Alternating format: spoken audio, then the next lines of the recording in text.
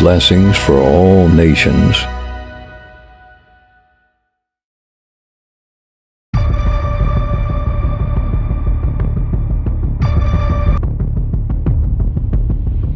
क्या आप शैतान का मुकाबला करना नहीं चाहते?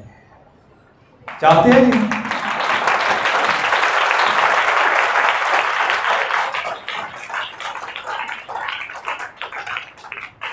यकीन मानो मैं आज की ताड़ियां का नहीं कहने लगा।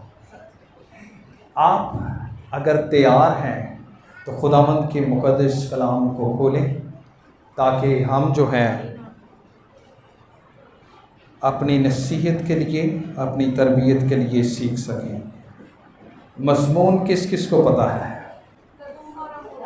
सदूम और अमूरा के बारे में हमने बहुत सारी बेशुमार बातें सीखी हुई हैं। इसके बारे में हमने पिछली दफ़ा जो है खुदावंद के मुक़द्दस कलाम में से सदूम और अमूरा के बारे में बहुत सारी बातें सीखी थी, लेकिन आज हम इसको और तरीके से सीखेंगे। सदूम और अमूरा की तारीखी लिहाज से भी बातें करेंगे कि उसमें हुआ क्या था और कैसे था, और कितने जो शहर थे उसके साथ जो थे वो भी जो है उसके तबाह हुए, और किस तरह के हालात वहां पर थे, इस चीज़ों के बारे में। क्योंकि सदूम और अमूरा जो है वो जब हम खुदावंद के मुक़द्दस कलाम की बात करें तो इसका एक नुमाया जो है वो खुदावंद यीशु मसीह कहते हैं जैसा लूत के दौर दिनों में हुआ। कैसा हुआ जी? जैसा लूत के दिनों में हुआ। यानी इसका मतलब है कि ये बहुत अहम वाक़या है।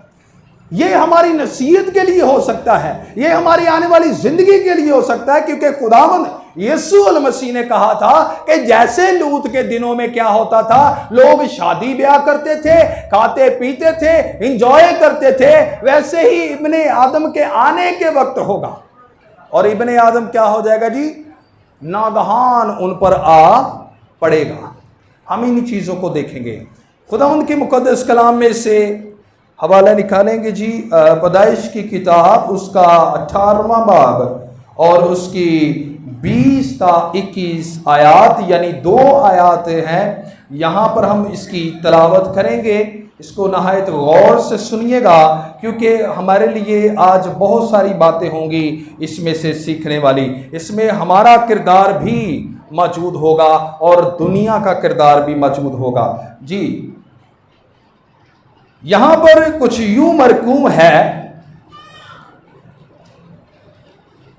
फिर खुदावंद ने फरमाया चूंकि सदूम और अमूरा का शोर बढ़ गया और उनका जुर्म नहायत संगीन हो गया है, इसलिए मैं अब जाकर देखूंगा कि क्या उन्होंने सरासर वैसा ही किया है जैसा शोर मेरे कान तक पहुंचा है, और अगर नहीं किया तो मैं मालूम कर लूंगा। खुदावंद की मुक़द्दस और पाक कलाम के पढ़े जाने और सुने जाने के वसीला से हम सब पर आमीन।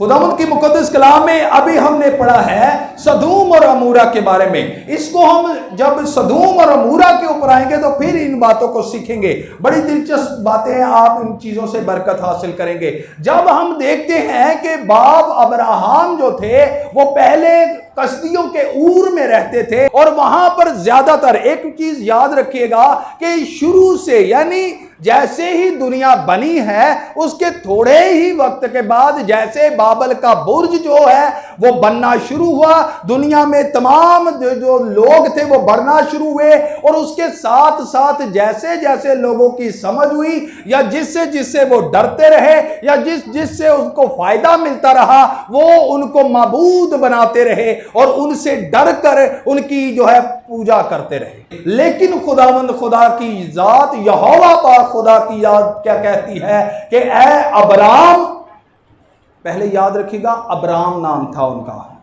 जब उनको बरकत मिल गई तो फिर उनका नाम तब्दील हुआ अब्राहम। ठीक है जी, इब्राहिम भी नहीं कहना, अब्राहम लफ्ज है।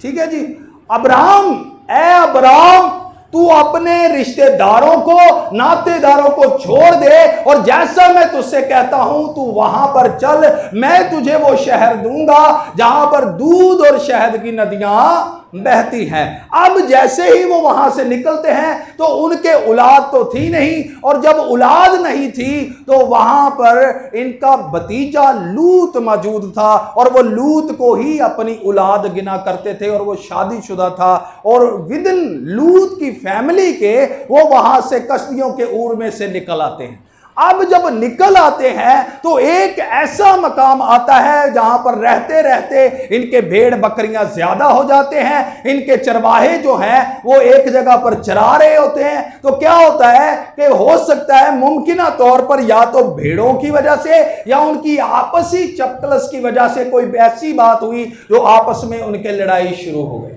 और जब लड़ाई हुई तो वहां पर जो है एक टर्निंग पॉइंट आता है, और जब लड़ाई होती है तो वहां पर मुफस्सिरीन ये कहते हैं कि लूत की बीवी ने ये उसके कानों में बात डाली कि अब हम जो है वो इकट्ठा नहीं रह सकते, लिहाजा तू अब्राहम से, अपने चाचा से या ताया से तू क्या कर कि तू अब तेरे साथ मैं नहीं रह सकता, अब तेरा रास्ता अलग होगा और मेरा रास्ता। उसने लूत ने कहा कि ऐ अब्राहम, मैं अब तेरे साथ नहीं रह सकता। मेरे भेड़ बकरियों के लिए और हमारे लिए, हमारे खानदान और चरवाहों के लिए ये जगह क्या है जी, कम है। लिहाजा हमें क्या होना होगा, अलहदा अलहदा होना होगा। अब बाप अब्राहम को इस बात से बड़ा दुख हुआ क्योंकि उनके औलाद नहीं थी और वो लूत को और उसकी बीवी को ही अपनी औलाद समझते थे। अब बहुत दुख हुआ और उसके बाद भी उन्होंने रोकने की कोशिश की लेकिन वो रुके नहीं। तो फिर बाप अब्राहम ने कहा ठीक है, तू जहां पर नजर करता है, जिस जगह तू जाना चाहता है वो जगह तू ले ले, मैं उसके ऑपोजिट जाऊंगा। तो लूत ने जब नजर उठाई तो तराई का इलाका उसने लिया। क्या लिया जी, तराई का। हम आहिस्ता आहिस्ता सदूम और अमूरा के अंदर इंटर होंगे, सच्ची मुची नहीं, परेशान ना हो, ठीक है जी। तराई का इलाका लिया, और जब तराई का इलाका लिया तो वहां पर जो था वो सदूम और अमूरा और बाकी 3 जो थे शहर मौजूद थे। ये अभी अंदर नहीं गए थे, इस चीज को याद रखिएगा। इन्होंने क्या किया कि वो इलाका नहायत खूबसूरत था। ये मैं आपको बता दूं, ये तारीखी लिहाज से मैं आपको कुछ बातें बताने लगा हूं कि सदूम और अमूरा का जो इलाका था, क्योंकि ये दोनों का जिक्र इकट्ठा मिलता है, हालांकि इसके साथ 3 शहर और थे, लेकिन वहां पर जरखेज इलाका था। इसीलिए उन्हें उसने क्या किया जी कि अपनी भेड़ बकरियों के लिए वो जगह चुन ली, क्योंकि वो थोड़ा पानी के नजदीक था। और जो पानी के नजदीक होते हैं वहां पर क्या होता है, अब जाऊ चीजें होती हैं, वहां पर बहुत अच्छी चीजें, जरखेज इलाका होता है, वहां पर खूबसूरत बागात मौजूद थे, लोगों ने वहां पर बड़ी अच्छी अच्छी तरक्की की हुई थी। और उन्होंने क्या किया, वहां से सेपरेट हुए, वहां से जाकर सदूम के पास जाकर उन्होंने खैमे लगाए। क्या लगाए जी, सदूम के पास जाकर रहने लगे, अंदर नहीं गए। अब थोड़ी देर गुजरी तो उन्होंने मजीद, इंसान हमेशा ये बात सोचिएगा कि लोगों में रहना चाहता है। इंसान हमेशा अकेला जो है बहुत मुश्किल रहता है, इंसान हमेशा लोगों में रहना चाहता है। और उन्होंने एक वक्त आया कि वो अंदर चले गए और अंदर वहाँ पर रहने लगे। अब इस बात को याद रखिएगा, मैं इसको साथ साथ लेकर चलूँगा। अब सदूम के बारे में मैं आपको बताने लगा हूँ। ये नहायत एक जरखेज इलाका था और गुंजान आबाद था, और यहां पर मेले भी लगते थे, मीलों दूर दूर तक बाग लगे सन। और बाग भी आम बाग नहीं है, ये वो बागात है जिन्होंने मरब्बियां दे बाग कहने से। मरब्बियां दे समझते मरब्बियां च लगे सन, समझते मरबे यानी एकड़ों के हिसाब से लगे हुए थे, मीलों के हिसाब से लगे हुए थे।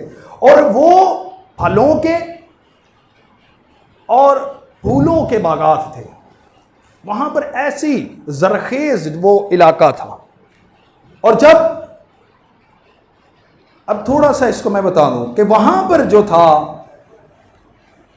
इस तरह के लोग बसते थे कि जुल्म और इस कदर बर्बरियत थी वहां पर कि जो वहां पर ताजर जाते उनको भी लूट लिया जाता और उनको धोखे और फरेब के साथ लूटा जाता। अब इसको थोड़ा सा हम डीपली थोड़ा देखेंगे कि यहां पर होता क्या था। जब हम हिजकिय्येल की किताब को पढ़े तो 16वां बाब और उसकी 49 आयत को देखेंगे। जल्दी से निकालेंगे जी, हिजकिय्येल 16वां बाब और उसकी कौन सी आयत? 49वीं आयत को देखेंगे, क्योंकि यहां पर लिखा है कि असल वजह क्या थी, वहां पर कैसे लोग जो थे वो बसते थे। 16वां बाब है और उसकी 49 आयत से देखेंगे जी। देख तेरी बहन सदूम की तकसीर ये थी, गरूर और रोटी की सेरी और राहत की कसरत उसमें और उसकी बेटियों में थी।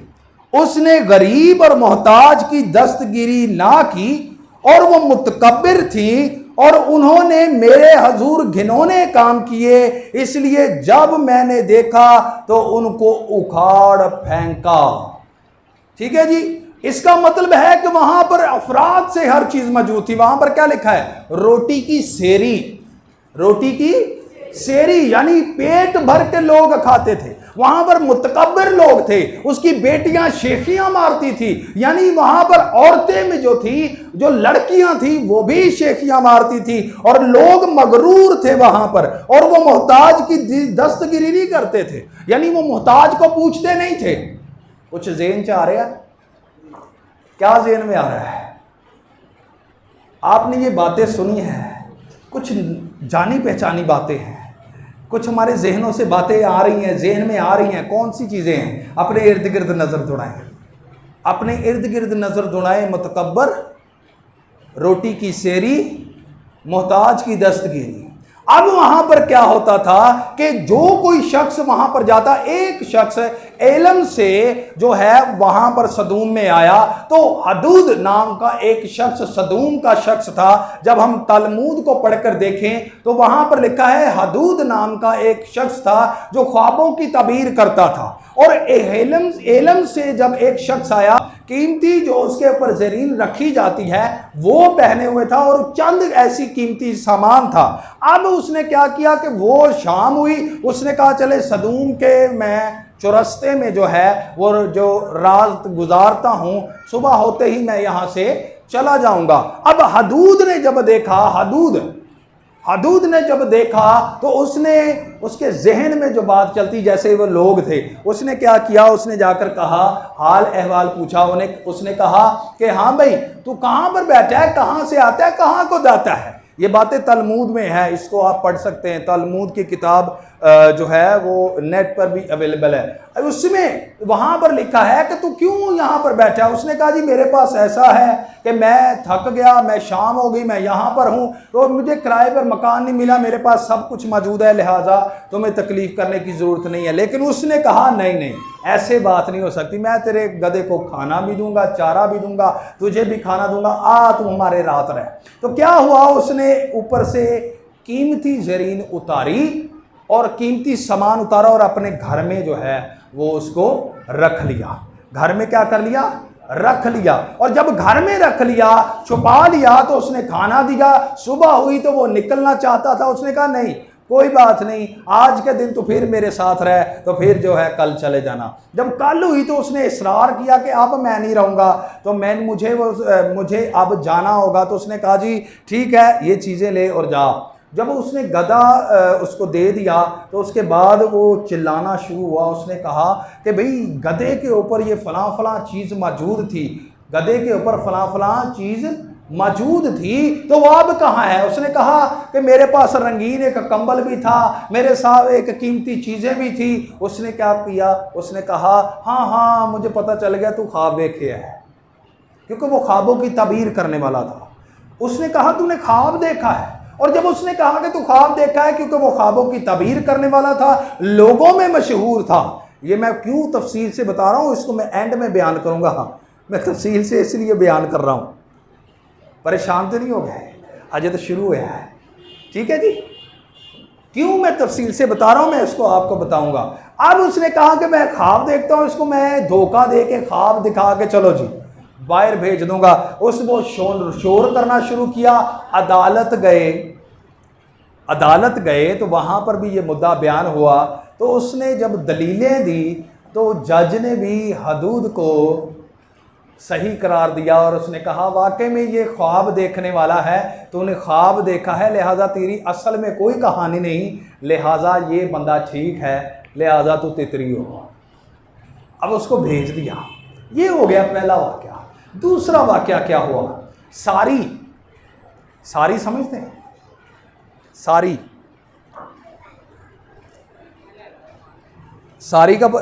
का नहीं आपको पता? अब्राहम की बीवी का नाम क्या था पहले? क्या था?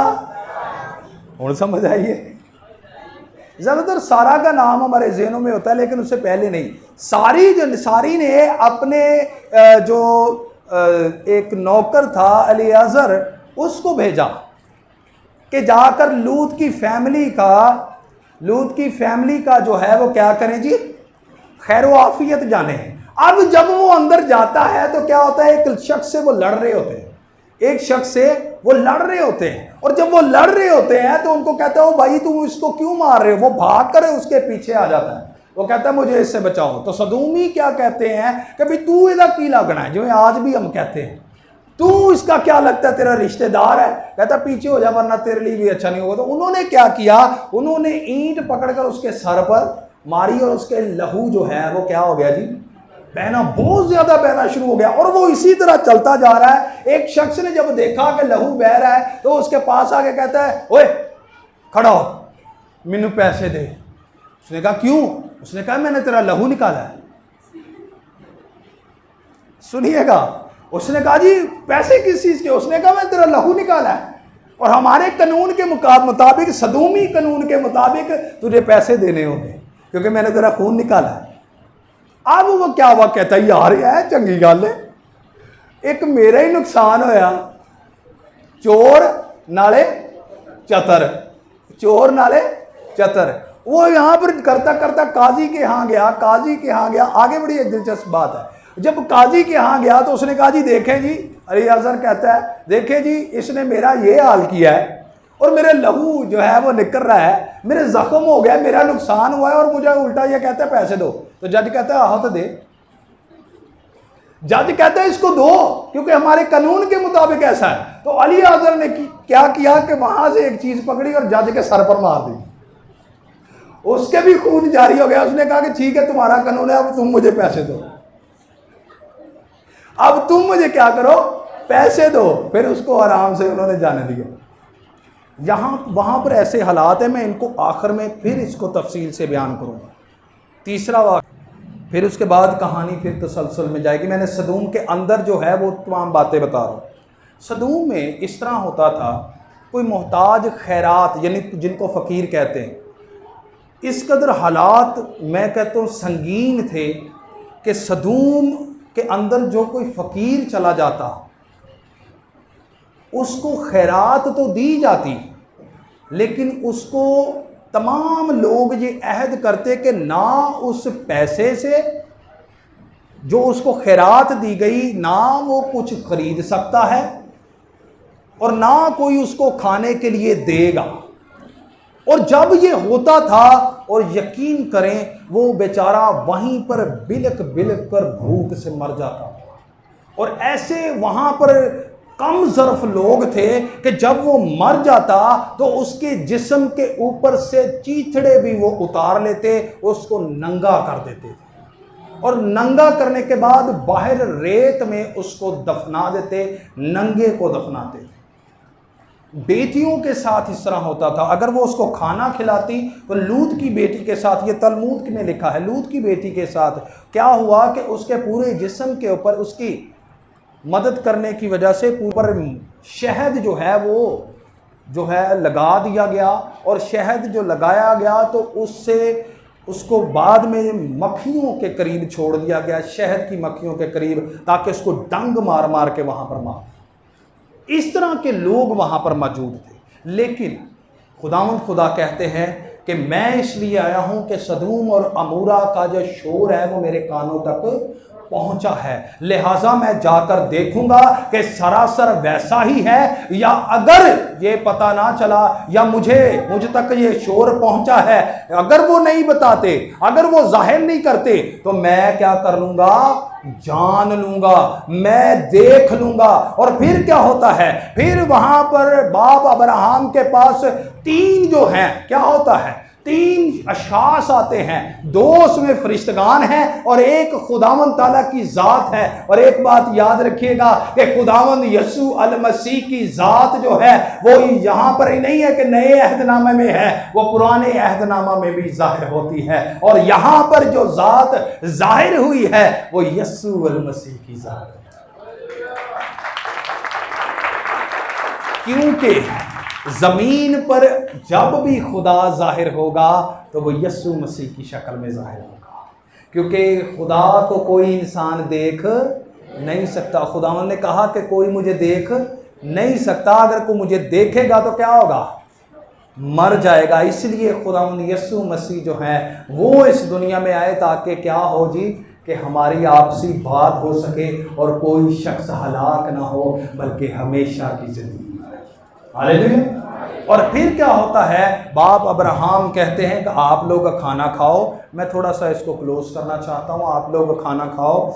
फिर बात करते हैं। तो क्या हुआ, वहाँ पर बेटे की बिशारत दी गई और उसके बाद खाना खाने के बाद अब्राहम को ये बताया गया कि वहाँ पर कि मैं क्या करने आया हूँ, सदूम और अमूरा को तबाह करने आया हूं, मैं देखने आया हूं। और जैसे ही उनको बताया जाता है, 2 अशखास सदूम अमूरा की तरफ जाते हैं और खुदा वहां पर लिखा है अब्राहम के साथ खड़ा रहा और बातें करता रहा। खुदावंद से अब्राहम कहते हैं कि अगर वहां पर 50 हो तो खुदावंद तो क्या उनको बदकारों के साथ मारेगा?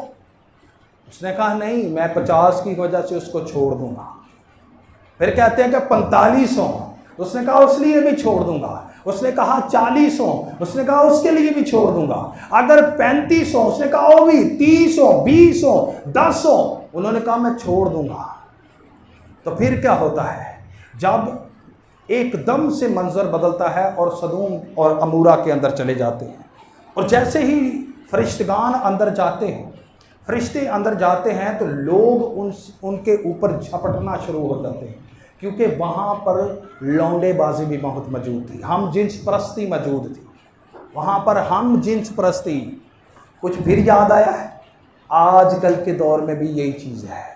मैं साथ में ये भी रख रहा हूँ आपको, आजकल के भी इस दौर में यही चीज़ है। वहाँ पर बहुत ज़्यादा ऐसी हम जिन्स परस्ती थी जिसको खुदावंद को जिससे नफरत है।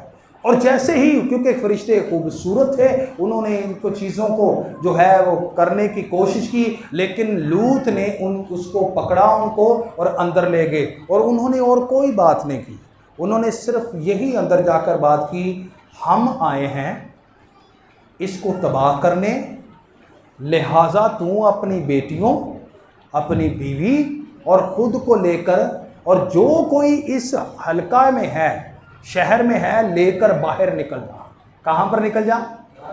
लेकर निकल जा, निकाल ले जा, क्योंकि हम यहां पर तबाही बर्पा करने वाले हैं।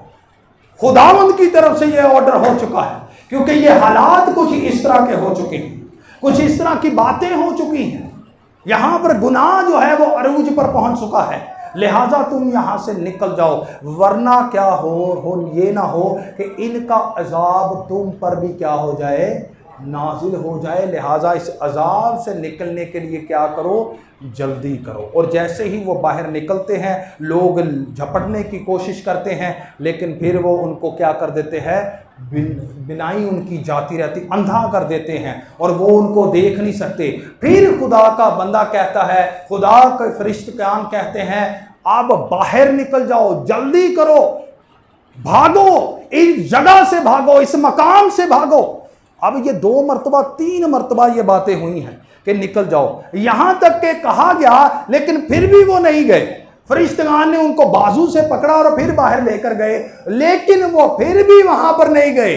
जहां पर खुदावंद के फरिश्तेगान ने कहा, उसने कहा कि ए खुदा के बंदो, ये पहाड़ नजदीक है, मैं वहां पर चला जाऊं। खुदावंद ने जहां पर कहा था कि वहां आगे जाना है, वहां पर लूत ने फिर ये कहा नहीं नहीं, ए नजदीक है, इधर चले जा। वो कहता भाई ठीक है, तू जा सही। कहते ठीक है, तुम जाओ जरूर। तो फिर क्या होता है, आग और गंधक का क्या होती, बारिश होती है। आग और गंधक की क्या होती है, आग और गंधक का एक और जगह पर भी जिक्र है, देखेंगे। जब बारिश होती है तो आग तबाही का मंजर बताता हूं। अब जैसे ही ऊपर से जब गिरी है तो यहां पर जो माहिरीन अर्जियात हैं, यानी जमीनी माहिरीन हैं, जो अर्ज के यानी इस जमीन के माहिरीन हैं, उन आर्कियोलॉजिस्ट जो हैं, उन्होंने ये कहा कि एक कदीम जमाना में यहां पर एक धमाका हुआ, और धमाका ऐसा जो था वो जोरदार था कि जमीन जो थी वो पहले जब धमाका हुआ ऊपर उठी और फिर जमीन नीचे पटक दी गई, और उसमें जितनी जो थी वो गंधक और जितनी जो नमक, क्योंकि नमक वहां पर मौजूद था, और नमक जो था वो नहायत गर्म जब होता है तो इंसान के ऊपर पड़ते ही वो अंदर घुस जाता है, और वहां पर गंधक और आग ऐसे भटकी, जब नीचे उसको डाला गया, जब नीचे फटका गया तो जमीन से ऊपर जो है वो आग और गंधक उठी, जो ऊपर से आई थी वो बाकी तमाम दिनों दूसरे तीसरे शहरों के ऊपर जाकर गिरना शुरू हुई, और पूरे के पूरे जो शहर जो थे वो तबाह हो गए। और आज भी वहां पर इतने इतने बड़े गोले जो हैं गंधक के मौजूद हैं, और ये गंधक ज़मीन पर नहीं मिलती, ऐसी गंधक वहां पर है। ज़मीन पर ऐसी गंधक मौजूद नहीं है। ज़मीन पर कौन सी है, ज़्यादातर पीली होती है, येलो कलर की होती है ना, लेकिन जो साइंसदान हैं उन्होंने कहा कि ये ज़मीनी गंधक नहीं है। और आज भी अगर लोग कहते हैं, अगर आज भी वहाँ पर एक माचिस की तीली यानी आग लगाई जाए तो आज भी वो जलेगा। सदूम अमूरा। अब इस बात को याद रखिएगा, बाज़ औक़ात बहुत सारे लोग जो हैं वो खुदा के लोगों की कुर्बत में रहकर भी जो हैं अपनी ज़िंदगी को तब्दील नहीं करते। लूत और उसकी बीवी बाप अब्राहम के साथ रहे, उन्होंने बाप अब्राहम को दुआ करते भी देखा होगा, बाप अब्राहम को खुदा से बातें करते भी देखा होगा, खुदा के साथ चलते भी देखा होगा, खुदा के कलाम पर अमल करते भी देखा होगा, लेकिन उसकी बीवी और उसका जो खामद है वो हमेशा से अपने जहन को अलहदा करके चलते रहे। उसकी बीवी का जो दिल था वो रास्तबाज दिल नहीं था, लेकिन बहुत सारे लोग जो हैं उस रास्तबाज ना होने की वजह से उसने अपने जो खामंद है लूत, उसके दिल को भी खराब कर दिया। बहुत सारे लोग खुदा के लोगों के साथ बहुत अच्छे से चल रहे होते हैं, बहुत अच्छे से उनके साथ रफाकत होती है, लेकिन ऐसे कुछ लोग वहां पर मौजूद होते हैं जो लूत और अब्राहम के दरमियान जो है वो क्या कर देते हैं, दरार डाल देते हैं खुदा के लोगों के साथ। और जो उनकी रफाकत में लोग होते हैं जो मजहबी तौर पर चल रहे होते हैं, क्योंकि लूत के बारे में भी लिखा है कि वो रास्तबाज, वो ईमानदार था, लेकिन उसकी बीवी ने उसके दिल को जो है वो क्या किया जी, चेंज कर दिया, और उसने कहा तू छाड़ दे नो, बाप अब्राहम ने छाड़ दे, इसको छोड़ दे। बाज़ औक़ात हम भी इस तरह करते हैं। क्या होता है कि अपने मफाद की खातिर या अपने जहनी सुकून की खातिर हम खुदा के लोगों से रफाकत तड़वा देते हैं। अच्छा भला वो चल रहा था, उसका एक रिश्ता था, बाप और बेटे का रिश्ता था, लेकिन इसमें एक ऐसी जो है वो जड़ फूट निकली जिसकी वजह से उनको सेपरेट होना पड़ा। बहुत सारे लोग खुदा की रफाकत में रहना पसंद नहीं करते, और जब वो रफाकत को तोड़ देते हैं तो वो उस शख्स को अच्छे तरीके से जो है वो जिंदगी बसर करने का जो वो मशवरा नहीं देते। वो क्या करते हैं, तू यहां से निकल, इस बंदे से बात ना कर, तू इससे अलहदा हो जा, और फिर जाकर कहां पर रहे, सदूम के पास। कहां पर रहे, सदूम के पास। और जब सदूम के पास जाते हैं तो सदूम के पास पहलों तो थोड़ा यकदम तो नहीं ना किसी ने कोई कन्वर्ट कर देना, यकदम तो नहीं ना कहना भाई है चरस पी भाई, यकदम तो नहीं इन्हू शराब ते ला देंगे, आहिस्ता आहिस्ता ही लगाते हैं ना। तो सदूम के पास उसको लेकर गई, और जब सदूम के पास लेकर गई तो आखिरकार उसने उसको आदी किया और वो उसके सदूम के अंदर ले गई। और सदूम जो है आज की दुनिया है, इस चीज को याद रखिएगा। सदूम आज की दुनिया को जाहिर करता है। आज दुनिया में हम जिन्स परस्ती है, पिछले दिनों क्या हुआ है, वहां पर शादियां हुई हैं, मर्द मर्द की शादी हो रही है, औरत औरत की शादी हो रही है। यहां पर तमाम अपनी मर्जी से जो है अपने जिन्स को तब्दील किया जा रहा है, मेडिकली इसको चेंज किया जा रहा है। मर्द कोई होता है उसको औरत बना दिया जाता है, जो औरत होती है उसको मर्द बना दिया जाता है। तो वहां पर भी वैसा ही हिसाब था, वहां पर भी हम जिन्स परस्ती थी। तो फिर क्या है, आज यहां पर भी है। बहुत सारे लोग खुदा की रफाकत से लोगों को तोड़कर दुनिया में ले जाते हैं, जहां में हर तरह का गुनाह होता है। मतकब्बर भी यहां पर मौजूद है, दुनिया में गरूर मौजूद है, मोहताज की दस्तगिरी करने वाले मौजूद हैं, नहीं मौजूद? नहीं ना। कौन करता है मोहताज की दस्तगिरी? कौन देता है? जिसकी एहतियाज पूरी नहीं होती। और यहाँ पर क्या होता है, साढ़े को पैसे आ गए हैं तो असी जनाब अपन ख्वाहिशां पूरियां कर लेनी है, लेकिन नाल दा शख्स जिहड़ा है उसका वाशरूम टुटा है या उसका घर टुटा है, उसकी दीवार गिरी हुई है, उसकी बेटियां बेचारी वैसे ही सर के नंगे सर बैठी हुई हैं, उनको अच्छे से कपड़े नहीं है उनके पास। तो फिर क्या होता है, मोहताज की दस्तगिरी नहीं करते लेकिन अपनी ख्वाहिशां पूरियां करनी पूरा पाकिस्तान फेरो। सदूम अमूरा में भी ऐसा ही था। क्या था जी? सदूम अमूरा में भी ऐसा ही था। लोग मगरूर हो चुके थे। आज भी पैसे के पीछे लोग मगरूर हैं। कोई अच्छे कपड़े पहनने लग पैंदा, कोई किसी ने जनाब 10,000 का लहंगा लैंदा तो एवं ही वहाई जाना, एवं ही वहाई जाना। किसी ने चेन पाई हो ना सोने की, तो अगला बटन खुला होंदा है, अगला बटन खोल के तो ऐ करके तुरना है, ऐ करके वहानी भी नाल किसी के उत्ते जो गल करनी अगले नूं नज़र ना आवे, तो जो गल करनी तो उत्ते खलो के करनी है, क्योंकि मूँह का वो नज़र इत्थे आउण, लटकती होवे बाहर। तो क्या होता है, हाँ असी फिर की करने अपनी ऐशो इशरत ली क्या करते हैं, सवेर का नाश्ता बाहरों आ रहा है, दोपहर का नाश्ता बाहरों आ रहा है, क्या जी बस आ जाओ जी। तो जो खुदा दे कलाम दी और खुदा दे घर की गल आवे तो वो जगह लभनी है जिते पखा भी ना हो रोटी खान को।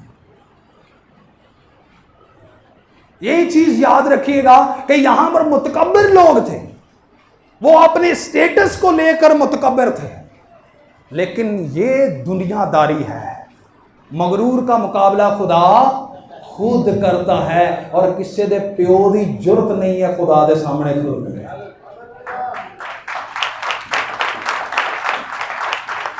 किसी में है हिम्मत कि वो खुदा के सामने खड़े हो जाए। मैं इसके लिहाज से ही आपको बताना चाहूँगा, जो एक बात है छोटी सी, खुदावंद यीशु मसीह को जब पकड़ने आए तो उन्होंने क्या कहा, खुदावंद यीशु मसीह कहते हैं तुम किसको ढूंढते हो? वहाँ पर क्या लिखा है, किसको? साथ में मिलके किसको ढूंढते हो? तो खुदावंद यीशु मसीह का आगे से क्या जवाब था? उन्होंने कहा यीशु को ढूंढते हैं, नासरी को ढूंढते हैं। यीशु ने कहा मैं हूं, यीशु ने कहा मैं हूं, और ये मैं हूं खुदा ताला का नाम है। और जब उन्होंने ये कहा, वहां पर लिखा है कि लोग जो उसको पकड़ने आए थे वो शशदर होकर 2 फुट पीछे होकर गिरे। खुदावंद यीशु मसीह के सामने केड़ा खलो सकता है? खुदा के सामने कोई खड़ा नहीं हो सकता। मगरूर का मुकाबला खुदा खुद करता है। इसलिए मेरे अजीजों, सदूम और अमोरा इस दुनिया को जाहिर करता है। जो लोग खुदा की रफाकत से हटकर इस दुनिया में चले जाते हैं, खुदा नहीं चाहता कि वो दुनिया में रहे। क्यों? क्योंकि वहाँ पर अजाब नाजिल होगा। खुदावंद वहाँ पर अजाब कैसा नाजिल हुआ है कि ज़मीन उठी है और फिर उसको नीचे पटक दिया गया है। मेरे अजीजों, अदालत खुदावंद खुदा की ज़मीन पर ज़रूर होगी। और एक और चीज़ है, जितने लोग रद्द कर दिए गए हैं, एक कलाम मुकद्दस में लिखा है कि जिनको मैंने चुनना था मैंने चुन लिया हुआ है। क्योंकि खुदा है, उसको पता है कि मैंने किसको चुना है और कौन बचेगा। की गल खुदा ने नहीं पता कि कौन कौन बचेगा? पता है जी, आपका ईमान है? बड़े परेशान हो गए। परेशान क्यों हो गए आप भी हो सकते हैं। आप यहां पर बैठे आप हैं, बल्कि आप ईमान रखे कि आप है। हालेलुया। चर्च जो मौजूद ही है ना, कलाम मुकद्दस को पढ़ते हैं, कलाम सुनते हैं। एक बात याद रखिएगा, जो दिलों में तड़प रखते हैं, यहाँ पर आते हैं, कलाम मुकद्दस को पढ़ते, सोचते, समझते और उस पर अमल करते हैं, खुदावंद ने उनको अपने लिए चुन रखा है। जो लोग खुदा के घर को, खुदा के खादम को, कलाम मुकद्दस को दुआ करने में काहिल और तमाम बातों में रद्द करते हैं, उनके ऊपर ये बात सादिर हो चुकी है कि खुदा उनको नहीं चुनेगा, उनके ऊपर दरवाज़ा बंद कर दिया जाएगा। जो लोग पूरी जिंदगी, देखें जी, जिंदगी बदलने लिए एक छोटा जा टर्निंग पॉइंट ही चाहिए, एक वाकया ही चाहिए, एक दो अल्फाज ही चाहिए, खुदावंद मैंने माफ कर। जिंदगी बदलने के लिए क्या एक मौका ही चाहिए। लेकिन जिस शख्स को 80 साल जिंदगी दी गई है, जिस शख्स को 100 साल जिंदगी दी गई है, खुदावंद के कलाम मुकद्दस में लिखा है कि मलाऊन है वो शख्स जो 100 साल का गुनाहगार हो जाता है। गुनाहगार अगर जिंदगी जीते जीते 100 साल उसकी उम्र हो जाती है और वो फिर भी तौबा नहीं करता, खुदा के हजूर नहीं आता, तो वो मलाऊन हो जाता है। और मलाऊन, देखें, ये तो फिर खुदा के कलाम की बात है ना। ये बराए-करम बच्चों को बिठाएं, ये चीज़ अच्छी नहीं है, इस तरह मुझे डिस्टर्बेंस होती है। तो क्या 100 साल का गुनाहगार हो जाए, एक सदी बंदा जीले तो किसी के मूँह के विचों कलाम की गल ना निकले, तो तौबा की गल ना निकले, तो फिर तो खुदा को गुस्सा होना ही है ना। इसलिए मेरे अजीजों, यहाँ पर क्या लिखा है, जो शख्स दुनिया में ज़िंदगी बसर करता है, जिसके अंदर ये तमाम चीज़ें होंगी, उसके ऊपर आग और गंधक की झील वारिद होगी। उसके ऊपर क्या होगी जी? वारिद होगी आग और गंधक की झील। आग तो गंधक की झील ही सी ना, तो वहाँ पर भी बारिश कैसी हुई है? उस सदूम और अमूरा की अदालत हुई गंधक और, लेकिन खुदावंद खुदा ये नहीं चाहता कि जिनको मैंने चुना है वो अंदर रहें। इसलिए खुदावंद अपने लोगों को भेजता, अपने फरिश्तगान को भेजता और लूत की तरह, उसकी फैमिली की तरह उसको बाहर निकाल। और क्या कहता है यहाँ, इस मकाम से निकल जाओ वरना ये अजाब तुम पर भी होगा, क्योंकि तुम तो अब खुदा के चुने हुए हो, खुदा ने तुझे चुन लिया है, खुदा ने तुझे बचाना है। लिहाजा जो मसीह यस्सु में है उनके ऊपर कोई सजा का हुक्म नहीं। जो मसीह यस्सु को चुन लेगा, जो मसीह यस्सु पर ईमान ले आएगा, उनके लिए खुदावंद खुद मदद मुहैया करेगा कि वो इसमें से निकल आए। और देखें, निकले हुए भी उसमें से भी काफ़ी मसले हैं। क्या हुआ? लूत की बीवी भी साथ में निकली थी जी, लेकिन उसका दिल कहाँ पर था? वही मुतकब्बर, गरूर, हम जिन्स परस्ती, जिनके दिलों में दिल आज भी जिनके साफ नहीं है, जो मुकम्मल तौर पर खुदा के हजूर कामिल नहीं है, जो अच्छे तरीके से चलते नहीं हैं, वो ये जान ले कि वो वहीं के होकर रह जाएंगे, लेकिन खुदावंद अपने लोगों को उस चट्टान में जगा देगा और वो चट्टान यस्सु मसीह की ज़ात है। मेरे अजीज़ों, खुदावंद के मुक़द्दस कलाम में से हम आखिरी हवाला पढ़ेंगे, उसके बाद इसको हम बंद करेंगे जी। दूसरा करंथियों की कलीसिया के नाम मुक़द्दस पौलुस रसूल का ख़त, दूसरा ख़त है, उसका 6वां बाब और उसकी 17 आयत से। इस वास्ते खुदावंद फरमाता है कि उनमें से निकलकर अलग रहो और नापाक चीज को ना छुओ, तो मैं तुमको कबूल कर लूंगा और तुम्हारा बाप होगा और तुम मेरे बेटे और बेटियां हो। हालेलुया। जब कोई शख्स इस दुनिया में रहते हुए नापाक चीज़ को हाथ भी नहीं लगाएगा, अपने दिल को नहीं लगाएगा, अपनी ज़िंदगी को नहीं लगाएगा, अपने दिल को किसी और की तरह दुनियावी चीज़ों के बारे में नहीं लगाएगा, दुनिया और उसकी ख्वाहिश दोनों मिटती जाती हैं और कायम सिर्फ वही रहेगा जो मसीह खुदावंद की मर्जी पर चलता है। तो मेरे अजीज़ों, खुदावंद का कलाम कहता है इसमें से निकल कर बाहर रहो। वहां पर भी 3 मरतबा कहा गया है, निकलो यहां से, बाहर निकल जाओ। खुदावंद आज भी ये कहता है, इस सदूम और अमूरा से बाहर निकल आओ, इस दुनिया की ख्वाहिशों से बाहर निकल आओ। लिखा है कि तू क्या कर, जवानी की ख्वाहिशों से क्या कर, भाग, तो इनसे किनारा कर, जिस्मानी नीयत ना रखें, अपनी ज़िंदगी की शेखी को ना रखें, अपनी आंखों की ख्वाहिश को ना रखें, दिलों की ख्वाहिश को ना रखें, क्योंकि ये फना हो जाएंगे। कायम सिर्फ खुदावंद के ऊपर चलने, खुदावंद के कलाम के ऊपर चलने वाला होगा। इस सदूम और अमूरा से बाहर निकल आए। इसकी सज़ा, इसकी अदालत आग और गंधक की झील है। खुदावंद के फरिश्तगान और खुदावंद कहता है कि मैं छोड़ दूंगा, उनको छोड़ दूंगा जो मेरे नाम से कहलाते हैं, जिनके माथे के ऊपर खुदावंद का नाम लिखा होगा, उनको फरिश्तगान इकट्ठा करके वहाँ पर ले जाएंगे और तख्तों पर बिठा कर कहेंगे कि कौमों का इंसाफ। खुदावंद इस मुकद्दस कलाम के उससे हम सबको बरकत दे। आमीन।